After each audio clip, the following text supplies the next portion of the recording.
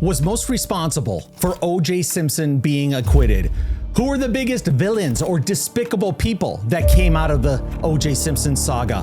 What celebrities owe their careers to being wrapped up in the O.J. Simpson saga?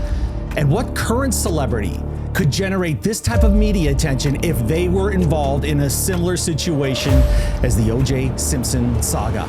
Welcome everybody to 1 Degree of Scandalous. I'm Tom Zenner of Tom Zenner Scandal. This is the one and only Cato Kalin. Hi, I'm Cato Kalin of Cato Kalin. Universally known and loved. And welcome, everybody. We got a great episode today. We are going to go through a number of great lists, and we are going to break down the top 3 or 5 reasons for something's happening, why they did or didn't, and we're going to just name names, and we're going to really give our opinions here. And we also encourage everybody watching this is your time to get in the comments and see if you agree with us. So before we do that, Cato, we're about a week after the Norman Pardo episode, which generated a ton of interest, obviously on YouTube. I ran a poll. 85% of the people so far in the survey that I'm doing don't believe his theory that OJ didn't commit the murders. 7% do. Some are still undecided, but you've had a few more days here and you've watched the show and processed it. What, any thoughts? Yeah, I'm part of the 85%.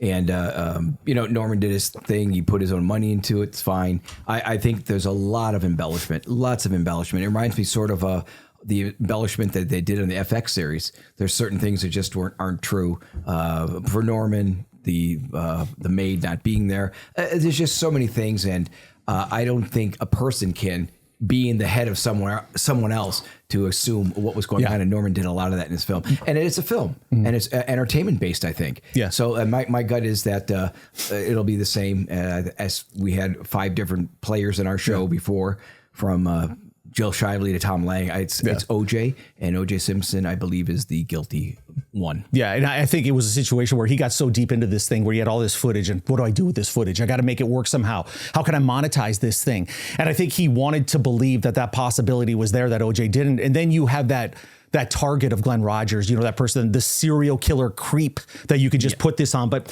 my biggest hangups were the people that were in the documentary that wouldn't give their name, wouldn't show their face. All right. They wanted nothing to do with having their identity revealed. And then all these quote unquote sealed records. So I think you get down this path where you want your theory to have credence and for people to believe it. And he put a lot into it, but I don't buy it. Here's something I also didn't understand. Before we talked to Norman, I thought he was a friend. It sounds like he doesn't like OJ at all. So I didn't get that. I thought he's his manager. He's got to be on OJ's side. So it came off that he can't stand him. And you spoke about the silhouette of people when they do the interviews. A real quick story I want to tell, because you bring up these ideas for me. My late mom has passed away, but Current Affair, you remember the show? They used to do a gentleman on a silhouette and claiming that I was a drug dealer. I was Tom, this was devastating to me, because I said, bring this guy on. I want to confront whoever it is. And it went on. It went on for over 6 months. And they did stories, and people that watched the show could start believing something that was a complete untruth. I am straight shooter. I said to the lawyer at the time, I said, get this guy. I want to confront him. So years later, after the trial, it turned out to be, if my memory serves correct, it was a Springer producer, someone from Springer. Really? It was from one of the shows. I don't want to get in trouble, but it was from a tabloid show. It was all a setup. And the reason that they can do that is they're going to get ratings. And secondly, they don't care about me. They don't care about the other person's feelings and the family's feelings. That was one of the most devastating things, right? Because it hurt myself, but it hurt my mom the most. I saw the reactions and my family. Yeah, your mom didn't do a good job of staying away from the coverage. She watched it, and she was in great pain every time they were, saying anything disparaging about you. So she internalized all that. The other thing about Norman, he wraps this up in a bow that he's just trying to find who killed Nicole, but in the process, he makes Nicole look horrible, I think. And yes, I think if you spend multiple months or over a year with O.J. Simpson, you're going to hate him, because he's a creep. I mean, I really got a weird reaction from watching all that behind the scenes video he had with him. He's just an unlikable character. He's big headed. He's got an ego. NASA could do orbits around his head. He's that big headed. It really is true. He's just he's in love with OJ. Yep. And he can do no wrong. So let's get into it. We're going to go through a number of categories today, and we're going to break it down between Cato and I, and give you our list of the top 3 or 5 that we think belong in these categories. Speaking of despicable characters, whether they are or aren't, let's start are or aren't. Let's start with that category, okay? Villains, despicable characters, more like who came off looking the worst after the fact in the saga. Now, I'll give you someone on my list, number one, and I don't think he deserves it, but this is just personal opinion, and this just shows how when you're on TV that long during that trial, everybody's going to have a different opinion about you. You know who stood out to me as being really unlikable and kind of despicable? I want to hear this. Barry Scheck. Wow, I'm going to disagree 100% with you. If you can tell your point. Okay, let me give you my point. I'm speaking about only during the trial because I think after the fact, he thought OJ did it. I really do. And I think I've seen interviews with him where almost maybe he doesn't regret it because as a lawyer, you have a job to do, defend your client. He did that very, very well. And I have great respect for him, what he's done with that project that he has, getting people that were framed or convicted unjustly. He'll use DNA to get them out. So he's a good guy. I mean, he is. He's a great lawyer. But I just thought during that trial, he accused LAPD of planting blood twice. Twice he accused them of doing that. And he was very emphatic. And he just came across to me as a villain in that thing that lingered with me. And I have him at the top of my list. Well, I can see your point. And I can see that people on the, two sides of the aisle, prosecution and defense, I can completely agree with you how the people in defense would love this guy, would love him. Prosecution, not so much. The reason I think you're wrong on this thing is because when I saw Barry Scheck go on the stand, I knew immediately this guy was genius. I knew he knew his facts about DNA and he knew how to talk to the jury about it more than the prosecution did.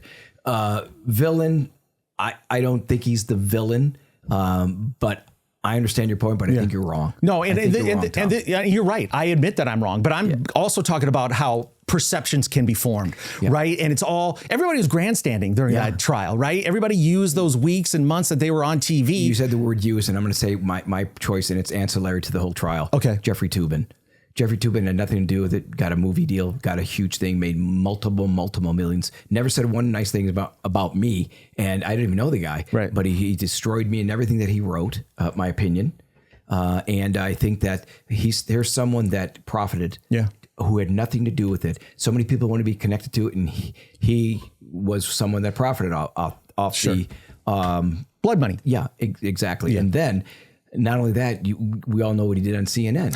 And I think that sort of speaks. Do you want to say what he did? I don't, but it speaks of character. He enjoyed a moment alone, but he wasn't alone. He was on a Zoom call, remember? Yeah. And he got busted on a Zoom call with his pants down, pleasuring himself. Okay. Yeah. So that was a big story about 2 years ago. And so you think about that. That's karma. That's payback. You don't mess with the K train. I love that you said that one. You're back on my top 5 best friend list. Back on my top 5 best friend list. But that's someone ancillary had nothing to do with it. And I say that because so many people want to be connected to it. Yeah. Do you have another villain? The jury. I think the jury, it's come out that they were going to acquit him regardless. And your job is to look at the evidence and be fair. And I think they are the villains in this thing as well, because they're shameless about it. They're admitting the fact that race was the number one reason. It was eight women, 2 men, downtown LA. So anyway, let me get back to Toobin. What was he saying about you? Was he making it personal when he was attacking you? In his book, he just said I was a fool, a stupid person. I don't have the exact wording in front of me. I was on an episode of Dr. Phil one time. He also, spoke very low of me. And then I just did on OJ's death. I said I didn't want to do a CNN interview. I did a CNN interview because everybody told me you have to do, don't go everything on like a Fox or whatever. So I did it. And they didn't tell me anything. But when I did my interview, the person that guessed after they said, well, good night, thanks for joining us, was Jeffrey Toobin. And everybody on Twitter would say, it's easy for you to cut down Cato when he's off the air now. So it was set up. It was sort of, I felt like I was set up. Yeah. And it just made me sick. Yeah, 30 years ago, and you still remember that. Glenn Rogers could be on that list after what we learned the other day. Yeah. Just the fact alone that a serial killer was running around the west side of LA. I don't like him. He's a villain. And yeah, that's what I have. Where you bring that up with the Glenn Rogers thing, because we had Norman Pardo on, people are still watching it, and we saw the poll was 85%. I just feel no matter what, talking to Glenn Rogers how can anybody believe the guy in the first place? How could anybody believe he just wants attention because he's on death row. He's sort of in solitary confinement. He just wants conversation. But going back to the villains, I think a lot of people think Mark Fuhrman's the villain. I don't. I think the biggest villain obviously is OJ. So it's going to be the slam dunk. OJ is the villain. He's the villain because first of all, I think he's guilty. Secondly, I think up until he met with his defense team, he was going to probably say he did something. And they convinced him that we can get you off, I think. And he became a villain because of that with the defense. Very good. Okay, so we all know that the whole saga launched a lot of careers, made celebrities out of people. And it was the beginning of reality TV, scandal TV, took on a whole new level from that point. And really traditional media changed because of this, right? Entertainment just rose to the forefront and just changed the world in the last 30 years. So a number of careers were launched from that saga. Yeah. I've got my number one. I'm interested to see if it is the same as yours. A lot of these names you'll know, but here's who I have as number one, Harvey Levin. Because he owned that trial for local news for CBS at the time, but TMZ has changed the world. Yeah. TMZ has become, the go-to news source for so many people, and they scoop everybody. It has become a powerhouse, and he's legit. Yeah. Harvey Levin is a great newsman, a great journalist. He knows how to find information, and he's doggedly determined. But I think for him, he's a media king right now. Yeah. He's created an empire, and it wouldn't have happened without the OJ scandal. Today's episode is brought to you by our good friends at Hartford Gold, and they have done something special for you. Our viewers, they have a special offer that you can just hit in the description of our show, and I'm telling you, it's amazing. While we like the shocking world of celebrity scandal, don't let financial scandals threaten your retirement funds. We're all feeling the bite of soaring inflation, but our financial future is endangered by a host of other problems, like failing banks, astronomical national debt, and a looming recession. It almost feels criminal, but fortunately, there is a way to protect your hard-earned retirement savings, physical gold and silver. And when it comes to diversifying your savings and tangible assets, I trust American Hartford Gold, and you should too. Whether you want physical gold and silver delivered right to your door or prefer a tax-advantaged gold IRA, they've got you covered. Their customer service is top-notch. It's amazing, guiding you every single step of the way. And here's the best part. When you mention my name, Tom, you'll receive up to $15,000 worth of free silver on qualifying purchases. Gold has been hitting record highs and shows no signs of stopping, making now the perfect time to secure your nest egg. So don't wait. Call 866-718-8939 or text TOM, T-O-M, to 998899 for your free gold information kit today. Again, that's 866-718-8939 or simply text TOM to 998899. Yeah, that's a great one. I think I'm going to go a little higher because I'm going to say network TV. Core TV started. CNN they've had 4 different spin-off shows from A Burden of Proof with Roger Cossack, Greta Van Susteren, and then MSNBC had a show with Dan Abrams. Everybody started getting shows. And I started realizing that more and more people started getting their SAG card that were lawyers, that weren't actors, but they start getting in movies. And I think there's even a scene in Liar Liar with Jim Carrey. I think I think it's Chris Dart. I don't remember who, but it's someone from the OJ trial. So, but everything. And I guess ancillary, you could say me, but I never lost sight of me becoming the celebrity for the exact wrong reasons. I've always said I'm a celebrity from everything in my life went backward. I had to prove myself. I'd rather prove myself, but I still believe that with Ron and Nicole losing their life, I've never lost sight of that. And that was what it's always been about. My life blueprint was from God above, and whatever was going to happen was going to happen. So I followed what was going to happen. But I did, before this, as you know, I read for so many parts before the trial. I was like up and I believe I was up and coming. Yeah. And it's easy for me to say that. And people could say, oh, shut up, Cato. But I was reading. I was doing it. I've had my SAG card for over 40 years. Yeah. So some people, I think it's something that, made you become a celebrity, which because of circumstances you were in your personality, but who knows where your career could have been. Maybe it was the worst thing that happened to you because you could have been a movie star or a producer doing big things, but it's not done. I mean, look, you with the things that you're working on right now. So here's the rest of my list on this one. Now you're top 4 on my list. Best friends. Thanks. Good. I'm moving up. By the end of this episode. I'll be a godlike figure. But really seriously, that was thank you very much, because I work really hard and I try to do it, and I have to overcome something, and I every day try to overcome and try to make the trial lower on the ladder ring, and it keeps going by proving it. So cream rises. I'm from Wisconsin. Let's hope so. It does. And the other thing, and I'll leave it at that, is you never have to apologize for anything, right? Things have been thrust at you. You've never done anything to make yourself look bad. It's these preconceived notions that some people had a long time ago, but that's what made you the character that you were. By the way, when is the last time you had long hair like that? My long hair probably 3 years ago or so. I know when it gets long, believe me, I could. It's harder to manage than you can imagine of shampoo. Oh my God, the blowouts alone. My God, the electric bills. Hey, by the way, later in this episode, we're going to get the top 5 actors that could play Kato in a movie. Okay, we're going to get to that. Remember, Tom, with great power comes huge electric bills. So just remember that. Okay, here's the rest of my list, and I'm going to tell you why. Number 2 on that list of the careers that were launched, Kris Jenner. She is a force of nature. Yeah. She would have been relevant without it, but with those kids in tow, she turned it into $1 billion business. Those girls don't become who they are without her. She is a master manipulator, and I mean that in a good way. I mean, she has powers. She's a businesswoman. She hides it, but I think she's brilliant. I think she's number 2 on this list. I have Kim Kardashian number 3 because you can't, deny the fact of who she is. And look, even when you think about OJ being in Robert Kardashian's house before he turned himself in, and Robert Kardashian's involvement in this whole thing, it's hard to believe that little girl Kim, and who you knew at the time. My next 2 are Nancy Grace. I'm saying Nancy Grace above Greta Van Susteren because I don't think Greta's that relevant anymore. I hate to say it. I know she's a friend of yours, but she's not on one of the big networks.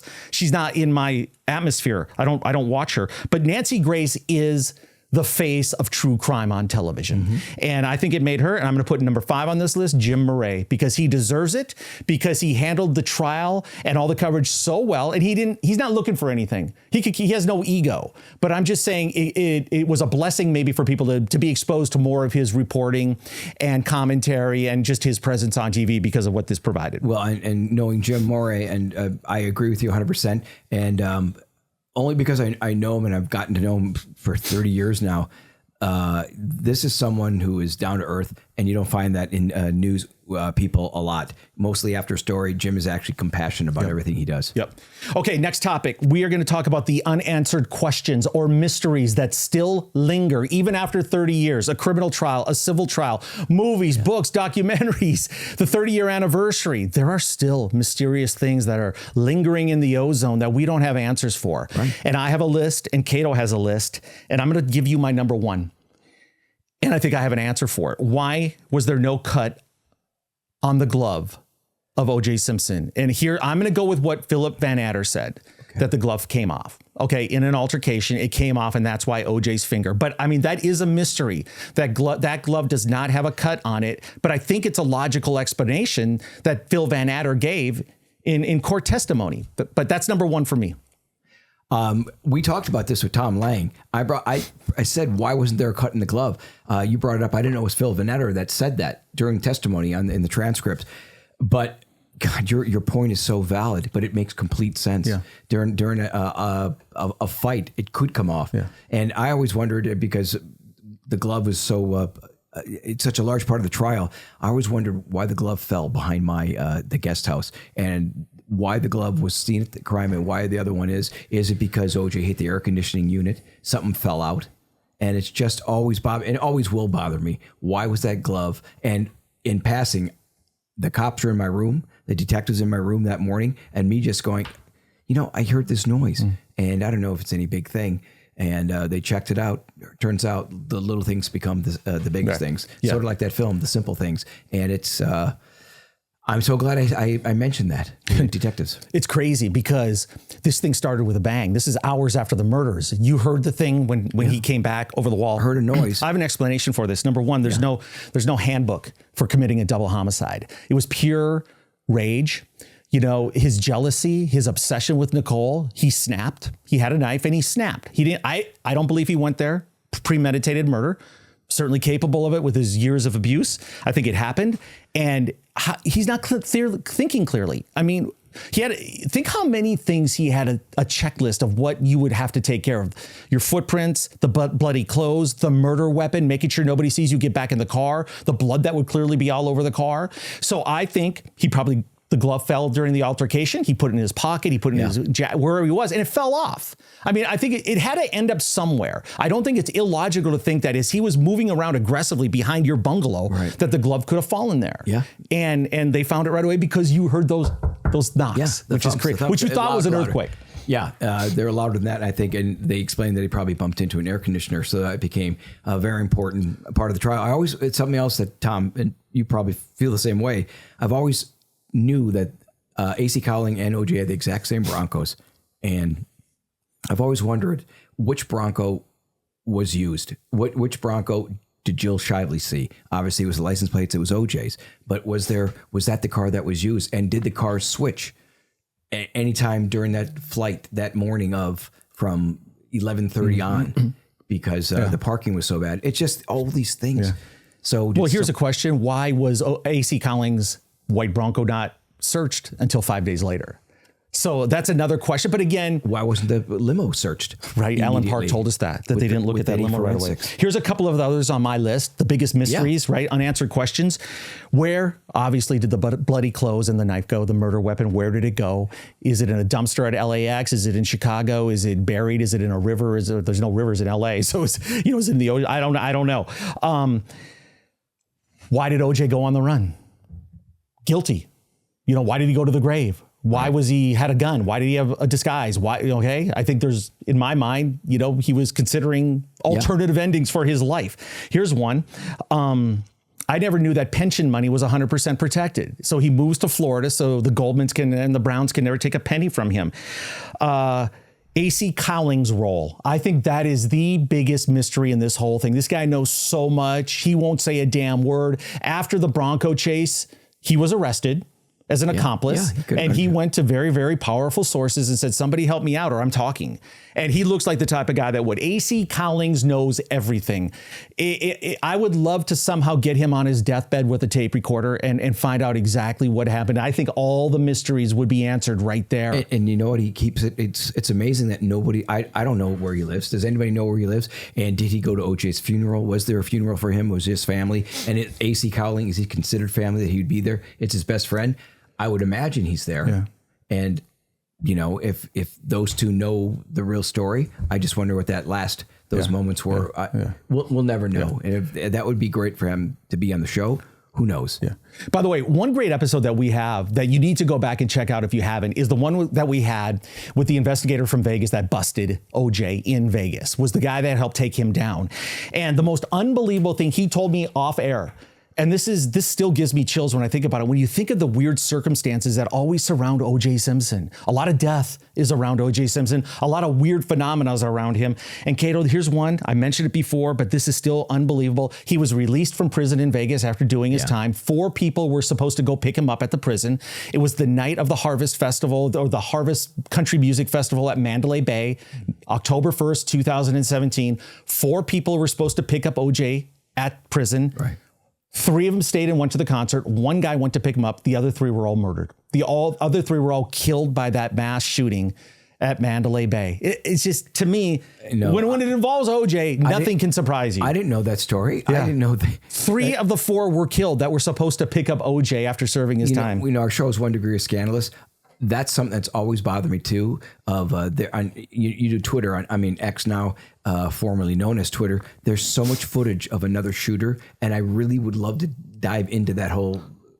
Sure. Not a conspiracy theory, but I think there's a taxi driver who's got the video of another gun going off a machine gun going off on the 4th floor. I hope that something will come out in the next few years that we're going to find out more about that. Norman Pardo, you were talking about certain things in the trial. He mentioned also that OJ in his documentary that he didn't write the suicide note. I disagree completely.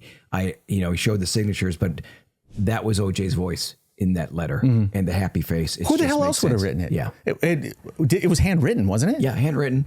but he said the signature wasn't his. And you could do that, but who really knows? Well, here's the other thing. It just sounded like his wording. Yeah, but here, newsflash: celebrities sometimes have a different signature for their official name that they write on documents and what they do in autographs. So if you're going to compare to how it looks on a football, it might not look like it looks on a mortgage, right? Right. He probably does Orenthal James or whoever. That was to hang a whole theory that Glenn Rogers committed the murders based on a signature. Right. Throw it out the window. Okay, that's a good topic. And again, jump on in our comments here, ladies and gentlemen, whether you agree, disagree, you have alternative people to add to that list or theories or whatever you want to do. Okay, here's the one I want to get to next, Cato. Yeah. The top 5 things that convince either you or me that O.J. Simpson is 100% guilty of committing the murders. Now, my list goes way deeper than 5. Okay, I've got at least 10, and I could go on and on and on, and we don't have to go through them, for a long period of time. But hey, the fact that he did not ask whoever called him when he was in Chicago, Tom Lang, Van Adder, whoever it was that called him, didn't ask about his kid's safety. Didn't he? You know what he asked him? That was my number one also, by the way. You know what's in the court documents? He asked if the kids saw Nicole's body, like if they saw the murder victims, and he never asked the way she died. Okay, so... And that's a red flag for any detective. To me, that is such a big, big red flag, yeah. Number 1 on your list too, or right up there? That was my number 1, and I think that for a detective, I would think that they're going. We have to check out more on this guy. My other point was Tom Lang. I did a TV show with Tom Lang. Tom Lang's book, Evidence Dismissed. When he started telling you all the evidence that wasn't ever used, then it just was a slam dunk that he's guilty. And when Phil Van Etter, I was sitting in the back of their detective cars a few times where I'm driving with these detectives from the trial of the century. And I just remember Phil Lang talking to Tom and with me now. And this is after I've talked to them for over 15 hours, day 3 or 4. And he just said, Cato, let me tell you about this trial or this case. This is a 2-minute Columbo episode, not a 90-minute Columbo. It's a 2-minute because there's so much evidence. And, guys that are 35 years, 40 years of being detectives, probably together 80 years with those guys, you just go, they're smart. They know what they're doing, and they know exactly. They've interviewed people that have murdered before, and they just know. They're on this different wavelength of knowing. Yeah. They've seen thousands of dead bodies. Yeah. They know what clues look like. That had to bring a little closure to you, though, because if, you never really wanted to say publicly one way or another what your thoughts are, but to hear all that evidence that just stacked up that LAPD had that was never released, that had to make you feel pretty good that you could have that opinion that that OJ did it. Yeah. I also think knowing from Tom and Tom Lang and doing all the shows that we've done, it's the most investigated case in the history of any murder in America. With over 150 detectives. Tom, they had the FBI files. The FBI was involved in this. How many murders are involved with the FBI? Not many. 475 pages on this. Yeah. So this is an investigation by the best of the best. I'm going to give you a few other things on my list. Number 1, the fact that we've all learned that he's a voyeur, right? He would spy on Nicole. He was obsessed with her. He would peek in the window. He'd see her with other men. He would stalk her. There's an evolution there. You go up that change. It's like a gateway drug, and you can end up where you could see that being murder. Well, that's one of our episodes, Keith Slumber, which is, I'd say go back to that show. That's a fascinating one because was a voyeur to an episode of Keith and Nicole. Yeah. Here's another thing that triggers me and says he did it. In that note that he wrote, the day of the Bronco chase. Here's a quote from it. Don't feel sorry for me. I've had a great life, great friends. Please think of the real OJ and not this lost person. Is that somebody that's basically saying, I made a huge mistake. I committed this murder, but don't judge me solely on that. Yeah. Well, Robert Kardashian read that note, correct? Yeah. He read that live on TV. Mm-hmm. Now, do you think, going with Norman Pardo's thing, I would think that note was written with help. I think that you would run it by your lawyer. Well, I think the lawyer and him are possibly writing together what's going to give the most sympathy. But I think it backfired. I just think that note kind of is a confession, and I think it made people think that OJ's going to kill himself. The people at that time that so loved him, they thought, "Oh my God, he's a wreck." And it was just another way of being narcissistic to make America love you. And then he saw the people on the freeway saying, "We love you, OJ," and then the evidence started coming up, and that sort of went downhill. Here's where I'm going to disagree with you. Okay. Kato Kalin. There's no way Robert Kardashian had a hand in that note because it was written like almost in a child's voice. It was pure emotion. I think a lawyer would have scratched through this, changed that. Red line. Yeah, he would have redlined the hell out of that thing. Send it back for some major corrections on, But here, there's just no way. And that was just OJ speaking top of mind, I think. And I don't think Robert really saw it until he maybe found it or was reading it live. Now I'm going to disagree with you. How does he find the note? How does he not talk to someone and say, you read this? He has to, is the attorney-client privilege, but he's saying, you read this note for me. There's no way Robert's going to probably. He had to say, you're going to read the note. Okay, but I don't think Kardashian helped him write it. Okay. I think he went into Kim's bedroom and just did it all by himself. Yeah, who... that's another good point. Who knows? Another thing that makes me believe without this just adds to it, but his confession in jail to Rosie Greer. I don't think this gets enough talk. I'd love to get Rosie on the show. Rosie is, a very respected. He's a man of God. He's a pastor. Why would he make something up? Right. And OJ probably had to get it off his conscience somehow and thought, here I'm in jail. I'm feeling secure. I got to, this what I'm saying is going to be safe. So that one tells me he did it.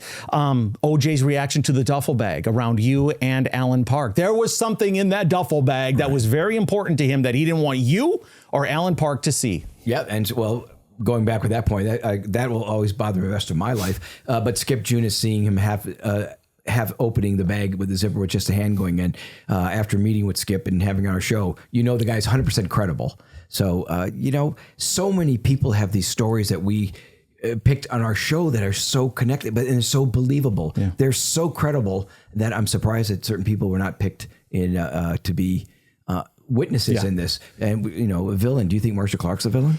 We're going to get to that. Oh no, we're going to get to my opinion on that in just a second, because I'm going to list. Going back to the villain. To see where I'm going to. She might be on the list of people I think that cost. A guilty conviction. Well, that could be a villain then. And a villain. Yeah. You know what? I'm going to save my opinion on her for just a minute. Okay. I just wanted to know. Here are two things, Cato. Yeah. The other things that proved to be without a doubt he did it, the multiple explanations for the cut on the finger. Give me a freaking break. And then Tom Lang goes to Chicago. He flies there to the exact same hotel room with the same glasses and throws it against the wall, and the thing never shattered. And his claim that he squeezed it when he got word of Nicole being dead, that it cut the finger on his finger. The last thing is the fact that he wrote that book, or that he agreed to be part of that book, that if I did it. Yeah. I mean, come on. Okay, so you've seen the film Fargo, right? Yes, many times. Wood chipper. Yeah. Okay, I'll tell you who OJ is. He's Jerry Lundgarden, practicing the fake phone call about his wife being taken. Mm-hmm. He's coming up with the story. He's coming up with the glass breaking. He's William H. Macy as Jerry Lundgaard going the scene of the phone. And then you see that he's not actually talking on the phone. He's preparing. And that's what I think. He prepared for everything because he's narcissistic. That's a great comparison, by the way. Yeah. Hey, this is my deal here. Remember him talking to his father-in-law? Well, you're from Minnesota. I'm from Minnesota. That is a real character in Minnesota. Do your OJ Lundgaard. Oh, geez. Well, no, see, the parking lot deal, that's my deal then. You remember he was trying to talk to his... Tom, that's kind of scary, isn't it? That is... You should hear my wife, Shonda, do that. Is one of the best imitations of Jerry Lundgaard I've ever heard. My wife, Shonda, who's not from Minnesota, but lived there for 13 years. You wouldn't think of her as a Minnesota girl. She does the funniest, almost like Saturday Night Live impersonation of a Minnesota woman, but hers is a little bit more X-rated. Maybe I'll have her come on the show and do it, because I wouldn't try. She does it very well. That's scandalous. Okay. Let me ask you a question I've never asked you before, and I'm interested in your answer. Nicole and Ron were killed at different spots, okay? Nicole was at the doorstep, basically, right outside the screen door.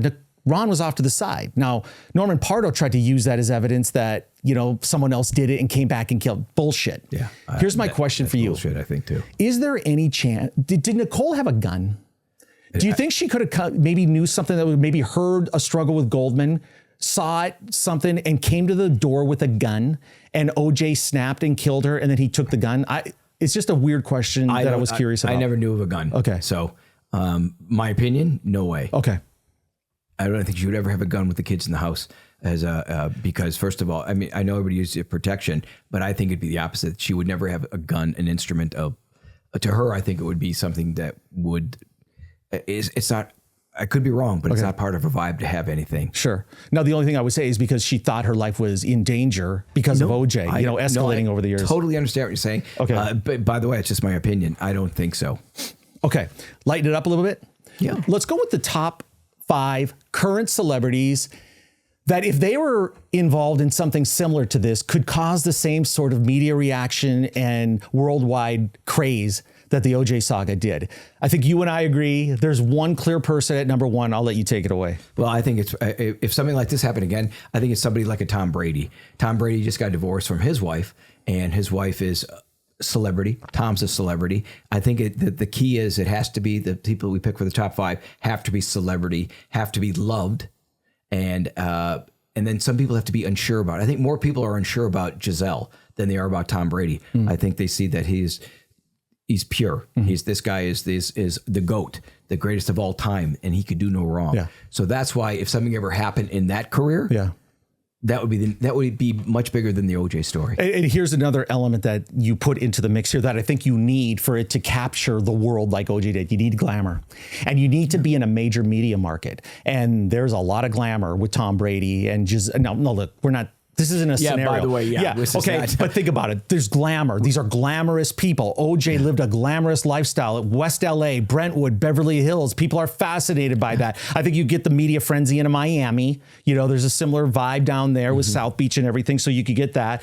Number 2 on my list is Taylor Swift, but only, I guess if Travis Kelce's involved, but Taylor Swift would generate this type of craze. I mean, come on, it would stop everything in the world's path. And we'd forget about the presidential election if one of those 2 scenarios came through. Well, my other one is anybody involved with any of the Kardashians with their life that they lead, like a Kanye West going crazy or anything that has to do with, you could see it already happening when Kim started dating Pete Davidson and the evil, you just saw it on Twitter, X, you saw the fighting that was going on and people, your TMZs, your people with their phones, and they relish that. They want to see that, and they want to see just what that is news making, and they don't care about their feelings. They care about what's going to. People are going to go crazy for the beating of Diddy? That when that starts coming. People are there's video of that. Who does not watch that? They love a train wreck. Yeah, good job putting Kim Kardashian on that list because man, she causes a frenzy when she wears a string bikini. So imagine if that was. I thought that was floss. That's a string bikini. Well, double check. Will you? I mean, you're friends with her. You knew her when she was 8. Okay. She doesn't return my calls. I have a couple other names on this list. Shohei Ohtani, just because the whole country of Japan is obsessed with him. This would be the biggest thing ever in Asia. And then I put Conor McGregor on this list too because he's that big in Ireland. So I think and Messi, and one more Messi. So I think when you put these phenoms that the whole country is obsessed over, it would take over. What? I'm gonna disagree because those people you're mentioning, it's big in their country. It's not as big as America. There's no way. I think the media capital is America. Everybody follows what's going on here. By the way, those are big, Ohtani, McGregor, but they're not big. You have to get like your Taylor Swifts, your Kardashian, because it's generated here at home. Anything at home is going to be a much, much bigger trial, much, much bigger. People are going to be wanted televised. And I mean, look, I just think if something, God forbid, would happen to like a Trump, that would be the biggest scandal, I think, what's going on with the Democrat and Republican and where is it going to lead to? I mean, let's face it, there could be something horrible that may happen. Well, you'd have no shortage of suspects if that happened too, right? There are probably some people volunteering that they did it. But yeah, you're right. Trump obviously is on that list. And you know what's interesting about the list though? For me and you, there's no actors. There's no actor right now like they used. They just don't have that aura anymore. I want to talk about that because that's a great point. Have you noticed the decline of no one really care? Opinion. Nobody really cares, right?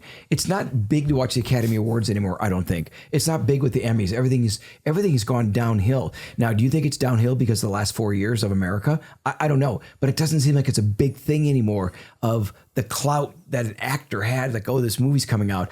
You tell me something that you got excited. What excited you for the last time to go to a movie theater? Nothing. I haven't been to a movie theater since before COVID.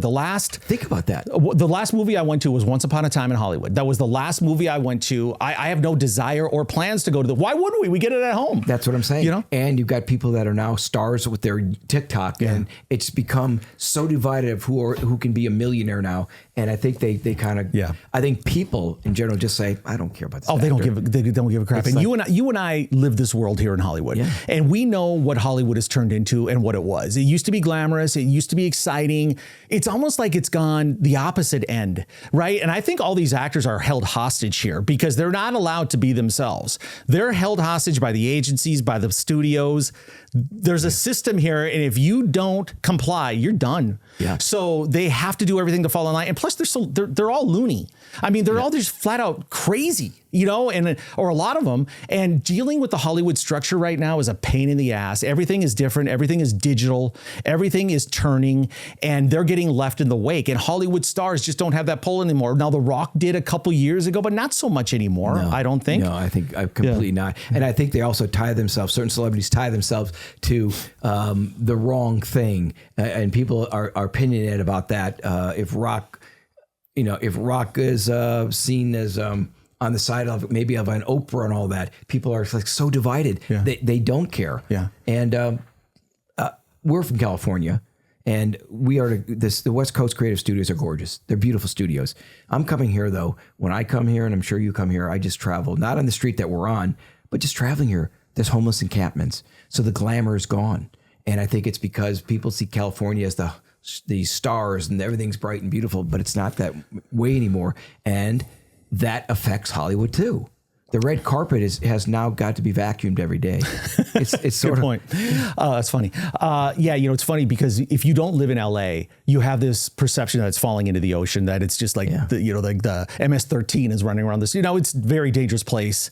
It's a mess. It's not great. But it's funny because I think some people do come here and they're surprised it's not as bad as they might think it is. But internally, it's a mess. When you have the leadership that we have in this state and the district attorney that we have in this city, it's destined to, but everything could change quickly. So we'll see. But no actors on that list for a good reason, because they've lost their luster. No question about it. The 5 biggest events of the entire saga, Cato, the 5 biggest events. Okay. Cause there were so many, right? Yeah. I think, Tom, with that question, it's sort of it's almost hard to do 5 because there's so many. Give me your number 1. There was where were you moments. Okay. I think the where were you moments are divided into top. I think it's 1A, 1B. I think it's the Bronco chase. And I also think it's the verdict. And the verdict, I'll say, is probably biggest because that was where we did split screens and how race was divided. So that became the biggest story. And it's still from 1994, 95 to 2024. That'll go on forever because it showed the division. So, and we mentioned shows before, Tom, everything's compared to the OJ trial and every kind of trial. Right. So it's always going to be there way after you and I are gone. The whole world watched both those things. Number 1 and 2 on both of our lists. It's the Bronco chase and the verdict. Those are number 1 and 2. Number agree? 1. Now, let's separate ourselves in 3, 4, 5. I'm going to give you my number 3 on the list is OJ trying on the gloves. That changed everything and gave the jury an excuse to acquit him. It was gift wrapped, handed on a golden platter, and that thing got played all over again because of OJ's bad acting and the fact that Darden would have him try them on. That's number 3 for me. Can I add to that 3 for you? I think it's a 3 with an A and a B because I was going to say that also, but I think it's more Johnny Cochran saying if the glove don't fit, you must acquit, because that read more powerful with the visual of OJ trying it on. You needed that line to make it even more powerful. Okay, I got my number 4 on the list is Brian Cato Kalen's testimony. The world wasn't ready for the K train leaving the station, and the world changed after that. So I got that number 4, Cato Kalen's great testimony. And then I include this in the saga, and I put it at number 5, OJ being sentenced in Vegas to 30 years. 30 years by Judge Jackie Glass. And you know what? She was clearly cleaning up the mess that was made in LA. Was it right or wrong? You can debate that it was karma and it caught him off guard. His reaction when she nailed him for multiple decades in prison, and those charges and those convictions, they kept reading him and reading him and reading him. He probably going, holy crap, what's going on here? So that's what I have in my top 5. Okay, so is that a person you after you want to get Judge Glass on? I've tried. She doesn't seem real interested in talking, but I'll keep trying for sure. Yeah. I think people would love to hear that, because especially having Andy Caldwell on, the detective. I believe that was Andy's name, right? Andy Caldwell? Yeah. Detective, No, that was a great show. Okay, now I want to get into, you might not want to talk about this, but I do. Okay. The most responsible for OJ's acquittal. Okay, and I'm going to put number 1 on that list, Gil Garcetti. And I'll tell you why. Because when he decided to move the trial to downtown LA instead of Santa Monica, where it should have been, ball game over. So you could say what you want about Marcia Clark, Chris Darden, the prosecutors, the LAPD, whatever you want. But if that trial is in Santa Monica, it ends differently. And that was made by the district attorney, Gil Garcetti. And you know why? Yes, I think I do, because he wanted to be close to it. His offices were downtown LA and he wanted to have a hand in it. Well, and there's another point, though. It was an election year. And that election, that would have been bigger news for him. So the election year would have caused him probably to get reelected. So, and I also believe that if I'm not mistaken, they wanted it. The prosecutors wanted to make sure it stayed up here with Clark and Darden, which is crazy. And it was Bill Hodgman too. So there were a lot of players that we don't know the conversations they had with Gil Garcetti, because you go in a room and you discuss why you want that at that in downtown LA. Yeah, it's just a totally different jury pool, right? That you have to choose from. His life was LA, Beverly Hills, Brentwood, Pacific Palisades, the West Side. And that's a different world than downtown LA. And as soon as that decision was made, you know why? I'm going to shock you, I think, with number 2 on my list, most responsible for O.J. Simpson's acquittal. And he did nothing on his own, but I think because of him, Rodney King. I think the lingering effects of the riots in 92 and what happened to him and the way LAPD got off the hook for beating the crap out of him, he was the reason. They were going to acquit him regardless, and they had Rodney King to put front and center. Right. Can I add something to that too? Yeah. I also think part of it is in books that were written that the juries go through a jury pool, their interview of how they like certain people, and never did anybody like Marcia Clark. But she was not going to get out of that case. Nobody they tested to see if she's likable or not. Yeah. And that's important stuff, man. It's so important. You want the jury to love you. Especially when you're going to be on TV that long. And it may not have mattered because the jury, I think, really loved the celebrity of OJ. Well, her big mistake was allowing Darden to allow OJ to try on the gloves. And Darden knows he screwed up big time. He's admitted it. But for her as the head of the prosecution team to allow it, I mean, come on, you're the quarterback. Never. All right. If the fullback wants to, do a Hail Mary on 2nd and 3, you got to tell him no, right? Never ask a question that you don't know the answer to. It was just so logically stupid, right? And it was the biggest disaster. So yeah, Marcia's on that list. But again, it was an unwinnable position she was in. Yeah. Right. And it's easy for us to judge them. And it's a very, very tough job doing it in front of the whole world. Okay. Top 5 movie stars or actors that could play Kato Kaelin effectively in a movie. Okay. But they already had it. They did. Tell everyone again who played you. Magnuson. Billy Magnuson, also in the No Time to Die, the Bond film, also played in a Bruce Lee karate film where I don't know what it is, but he's becoming like he's a huge star now. He can pick and choose his roles now. Billy Magnuson. No, he's become big. Yeah. And you know what? Not cockiness, because I would never do that, but he never did an interview that he didn't want to meet. I never asked to meet, but he never did meet. I heard other people met with the people they played with, because Travolta met with Shapiro, and so Billy Magnuson didn't meet. But I met one of his best friends, a writer at the one of the New York magazines, came out and did an interview, and there was an interview I saw in People magazine. They did that, and the guy could not have been more incredible to me of interviewing people around me, and he said some great things. You know, I think it's methods for actors. They approach things differently. Like, I don't know if you saw that thing on Hulu that's examining Donald Sterling with the Clippers as the owner of the Clippers when he lost the team in 2014. But Lawrence Fishburne played Doc Rivers, the head coach for the Clippers at the time.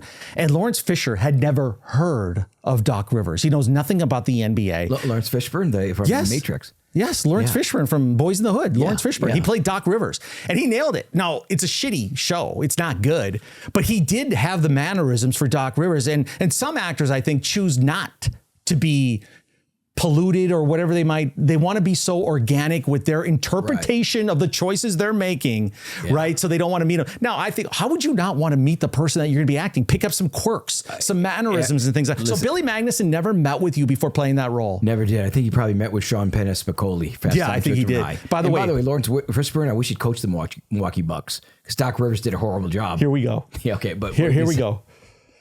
Thank God it's not football season. Yeah. What were you going to say, though? Okay. You said something about Billy. Oh, yeah. So grade Billy Magnuson's performance of you in the FX series, 1 to 10, and be real. Don't throw him a bone because you like his friend. No. He made his choice of who I was. It was the complete opposite of who I was. Yeah. So if he played his role as a Spicoli, he gets a 10. But as me, it's a 3, if that, because it's not me. He played the character that FX wanted him to play, I think, of who they thought Kato was. So he couldn't have done a worse job, is what you're saying. I wish he would have talked to me. Yeah, I mean, come on. Look, and then here's the funny thing, because that was like 8 episodes in the spring of 2016. It was a long series. The first time he entered the screen and thinking, this is me on screen for the next 3 months for the whole world to watch, you had to be pissed. Going, really? Is this is how he's going to portray me? And there's nothing you could do about it. I did, Tom. You know me as Teflon. I went with it. I was writing for the New York Daily News at the time. They got screeners, so I knew that. And I think I told you it was like too much Kato for Kato, and that. Okay. And I was just trying to be acerbic in everything I wrote, but I kind of laughed at it. I was like, wow, he took this, but it did not affect me at all of my being of who I was. But you know what? But people would come up to me and go, how do you like the portrayal of you? And I would just go, he made his choice. You know, the more I think about it, it's almost better that he did kind of the opposite of you, because if he had nailed you, what if he got a few things wrong? Then people would think that's the real you, because he was so far off. It gave you fodder to write about in the New York Daily News. That's for sure. You could critique his performance after every episode. Yeah. Okay, here's who I have on the list of movie stars or actors that could play Kato Kaelin. I got Owen Wilson on there. Come on. Owen Wilson playing Kato? He'd nail it. I have Justin Long. I love Justin Long. I think he's a great actor. I think he's got that quirky side, but a serious side and a real side. I think he could do it. I got a younger Sean Penn because he's a real actor. He's a thespian. He would take it serious. He's got to be a lot younger. The amount of cigarettes he smoked in his life, he's aged. I've got Kevin Connolly. E from Entourage, I think, could maybe pull it off if he could. He's a friend of ours. Yes, he's a friend of ours. If he could grow his hair a little bit longer. I've got Aaron Eckhart. Okay, I like Aaron Eckhart as an actor. I think he could pull it off. And I got Keanu Reeves. Oh, Keanu's a good choice. I got Keanu Reeves, okay, in my top 5. Who could play you? Well, I kind of like your list. A Keanu Reeves story. I know his sister Kim from over. This is like, oh my God, this is going back at least 35 years that I met, because I used to do shows for the car shows, and she was in the audience in Boston, and I didn't know who she was, Kim Reeves. And then we started talking, and that was Keanu's sister. And I always said, God, I love your brother. He's great. Who knows? Maybe one day he'll play me. And great choices. Great choices. So, and Owen Wilson. I used to do a show, Tom, called Eye for an Eye with Judge Extreme Akeem, who married me, Akeem Anastapoulo. So you know that Owen's from Texas.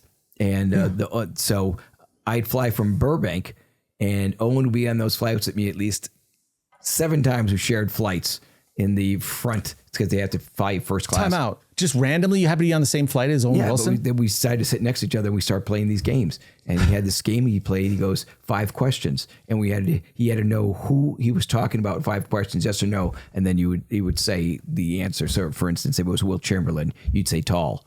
Then I could say NBA. You go, yeah. And then you start naming things. You get 5 choices. But I'll never forget that game we played quite a few times. Can you imagine the money you could make on TikTok if you have video of those games in first class of you and Owen Wilson? With these little trivia games that you were playing? 2005. Is he the same guy that you see on screen? Because he plays a similar role. I love the guy. He was fantastic. Yeah, exactly. Just Good heart, you could tell. Good heart. Yeah. There was a story about him that just broke. You showed it to me. Well, do you want to hear the rest of this? Oh, yeah. This is the best part of the story. So Owen, when we're sitting together, says, "Can I tell you a story, Cato?" I said, "Yeah." He goes, "Do you know the first person when Luke and I, they had a movie called Bottle Rocket. Bottle Rocket was what made them stars. They wrote, produced it, and acted in it."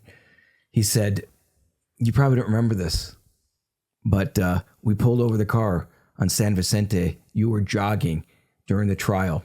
It's 1994.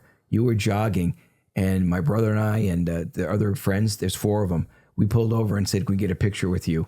And I during my run, I said, 'Of course.' He said, 'You could not have been a nicer guy.' And we said, we're meeting in Hollywood for our film Bottle Rocket and all that. I said, 'Oh, good luck, you guys,' and all this. And we did. I would love to see those photos. So that story is so in my heart of knowing that and Luke Wilson, the first person they met, me jogging. I jogged every day, and I ran at least 10 miles. So they stopped me and they said, 'You stopped during your run, just do a photo.' You probably didn't even know these guys. And I'll never forget that story. You love it? How have I not heard that in 65 episodes? Because you bring this out. Okay, good.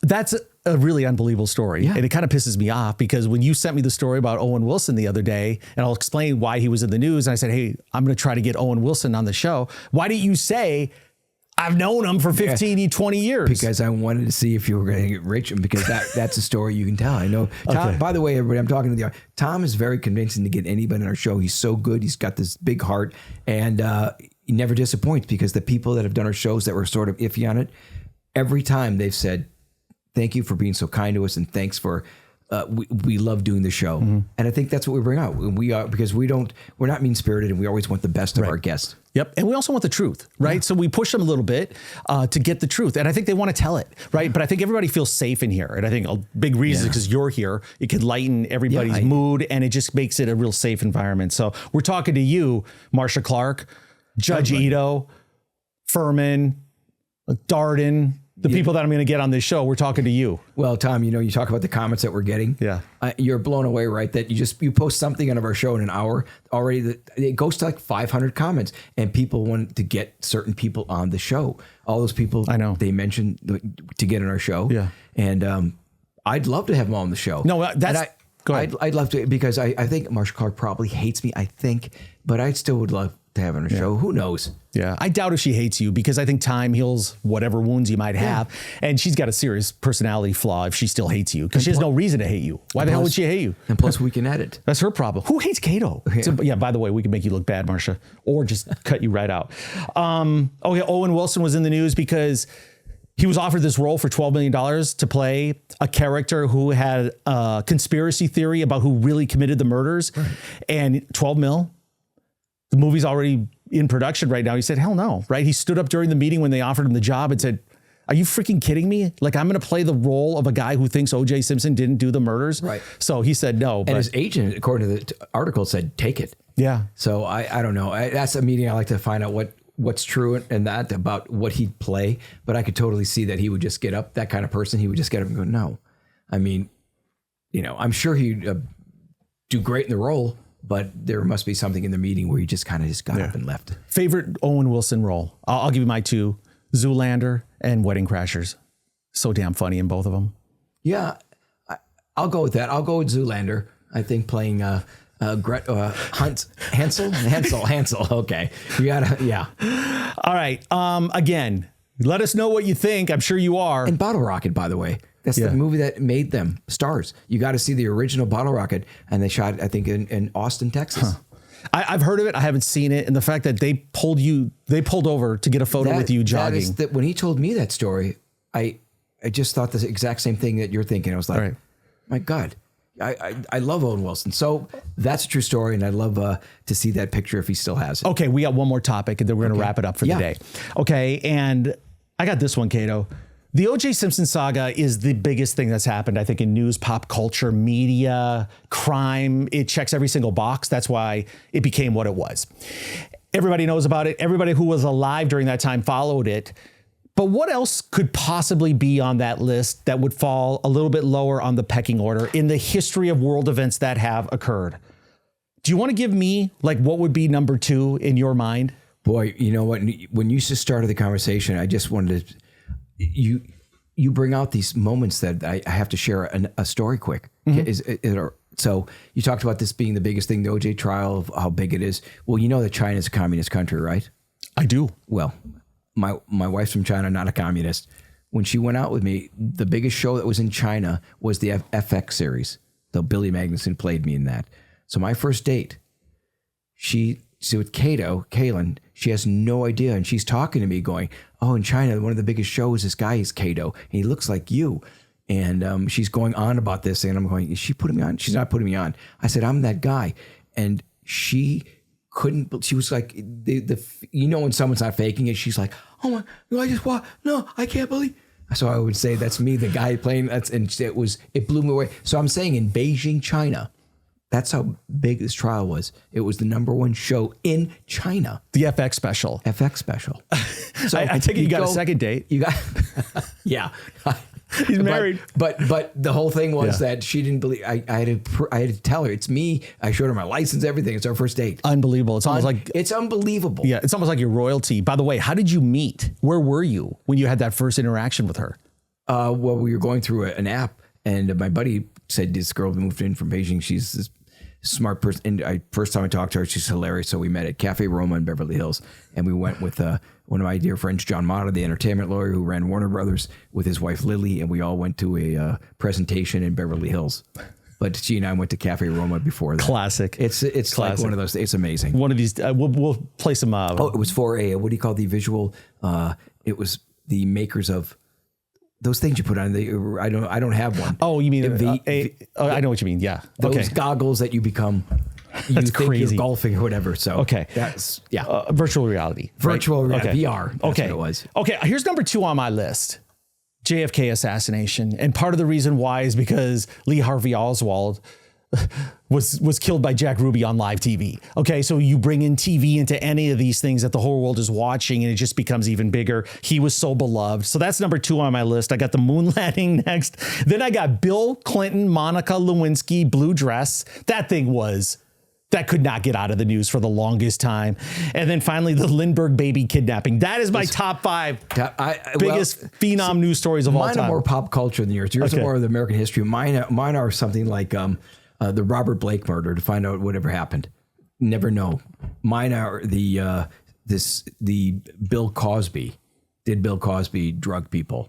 So mine other one is Oscar Pistorius, who's now getting out of jail. Mm-hmm. So mine are these things because Netflix is running specials. So mine are more like not as big, but yours are. I love what you wrote. I went to the history books. You went to Us Weekly. I went to Netflix, but I went with these things that are kind of like, oh wow, these are. I think, and by the way, these things are probably a lot of people are interested in them. That's why there's series being made. Yeah. Okay. And the last thing that I'm just going to throw out there is, when we have all these takeaways from the guests that we've had covering the saga, like we have, one of the funniest moments was when Tom Lang referred to O.J. Simpson being hopped up on grass, right? Not high on marijuana, not smoking pot, hopped up on grass. Hopped up, yeah. Was that the best quote ever? Grass. Yeah, grass. Damn, it sounds like a 70s detective show, doesn't it? It sounds like, the Wonderland murders. It was like on grass. It's sort of like the old Dragnet show. Hopped up on grass. Yeah. All right. Well, this was fun, wasn't it? It was great. I think everybody enjoyed probably watching and listening to this because this is interactive, right? So looking forward to seeing all the comments. I say it every week, but make sure you go back and listen to the shows, listen to the episodes. Hey, if you want to go down a rabbit hole of delightfulness, go to our archive of our shows on YouTube, Tom Zenner Live. Find us anywhere you get your audio podcast, 1 Degree of Scandalous. If you like what you see here, let's give a like, subscribe to the channel, share it with people. And a lot of A-list guests coming up on this show. And pretty soon, I'm going to tease everybody here, but we're going to go to 2 times a week. So we're going to go twice a week coming up here soon. So if you like this, you're going to have more of it. Who doesn't want more Kato? Can we say, and you can cut this out, but can we say happy birthday, America? Of course we can. We're taping this right before Independence Day. Yeah, I love America, it. we love you. We need you coming back how you used to be when Kato and I grew up. It was an amazing place. Still, we rule this earth. Don't anybody forget it. And I'm going to do a favor for everybody right now. I'm going to end the show with Tom Zenner doing Jerry Lundegaard signing off for 1 Degree of Scandalous because that was brilliant. Well, gee, Well, this was my deal here. That parking lot deal, though, that was mine. Oh, geez, what? Oh, Marcy. Oh, God. Oh, no, I'll meet you at the Radisson. Oh, I heard that's a nice place. Go to the Radisson. 1 Degree of Scandalous with Tom Lundergaard and Kato Kalin. Horrible. Put me in a wood chipper. I'm Tom Zenner. This is Kato Kalin. We'll catch you next week on another episode of 1 Degree of Scandalous. Hey, if you like today's episode, make sure you check out some of our other content. Go right here to find out how O.J. Simpson got busted in Vegas. This story is unbelievable. Or click here and find out the real story of Nicole Brown Simpson and who she was.